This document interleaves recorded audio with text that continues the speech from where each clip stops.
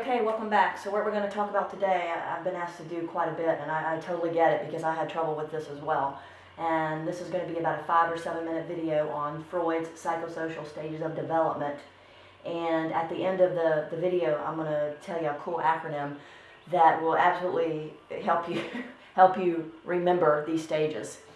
Okay, so the first stage we have is the oral stage, which is from birth to 1 year old, and this is where the id is developed. Don't focus so much on the id, ego, and superego. That's going to be a completely separate video. I just put those up there as kind of a reference tool. So within the oral stage, which is pretty obvious what the baby is centered on, is the mouth.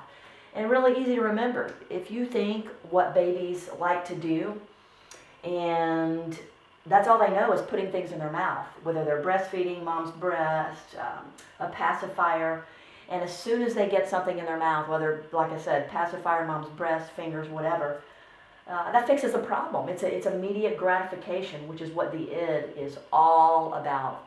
So we'll go over that again in a different video. Freud says if this stage is not completed timely or properly, that these children grow up to be nail biters, smokers, finger chewers, especially in times of high stress. And you see people chewing their fingernails, or tapping on the desk, or eating a pencil, those types of things. So very mouth centered. Okay, next stage is the anal stage. This is where the ego is developing, and this stage is from 1 to 3 years old. And very anal-centered and concerned with controlling bodily functions, which leads to accomplishment and independence. And if you think about that, if that child can retain their urge to go to the bathroom, that certainly would lead to a feeling of accomplishment and independence. And the parents have a lot to do with getting through this stage in a timely fashion. If they provide their children with a positive potty training / toilet experience, that child's going to feel capable and productive. How, on the flip side of that, if they're laughed at or ridiculed or made to feel like they made a mistake, they're going to feel embarrassed, and this could eventually lead to an anal retentive personality, which we've all heard that term before, and this is where that term originates.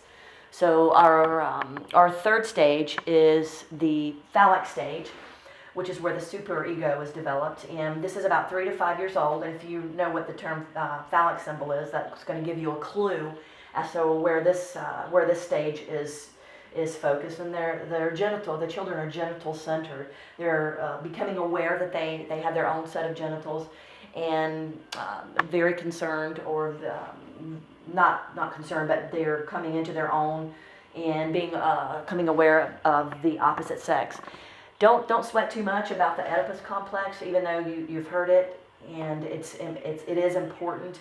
But we'll go over that when we do the video on the id, the ego, and the superego, which the Oedipus complex is developed in within the superego. And as you all know, that's where the child of the same sex, a child identifies with a same-sex parent trying to possess the opposite sex parent. All right, so we're going to move right next door here. And our next stage is the latent stage. And if you can just recall what latent means, which, as you know, means hidden or dormant. This is going to be from 5 to 6 years old. The child has little or no sexual motivation or development during the stage, so their sexual tendencies and desires are dormant. They are repressed. And if you have a test question that talks about repressed or dormant sexual feelings, if you can just remember that latent means repressed or hidden or dormant, that's within the stage that this occurs. So latent stage is going to be the answer. And Freud says that because the sexual motivation and desires are repressed during this stage, that those feelings are subconsciously transferred to schools, hobbies, friends, activities, playing with children of the same gender.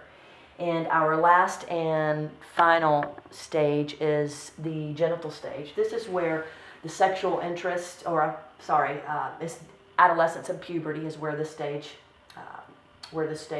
is focused. And this is where the sexual desires and interests matures. So these kids are becoming adults. They're interested in having relationships and sexual intimacy with people of the opposite sex, or maybe in some instances same sex, but just not self-focused like the oral stage, the anal stage, and the phallic stage. So providing they get through this stage timely, and properly, their personality is developing and they're concerned with the welfare of others, and they become a caring and hopefully well-adjusted individual.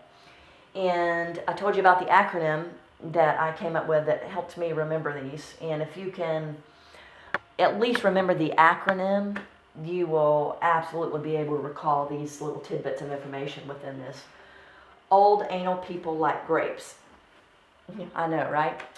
Old, oral, anal, people, phallic, like, latent, G for genital, which is also grapes. Old anal people like grapes. Hopefully that helps.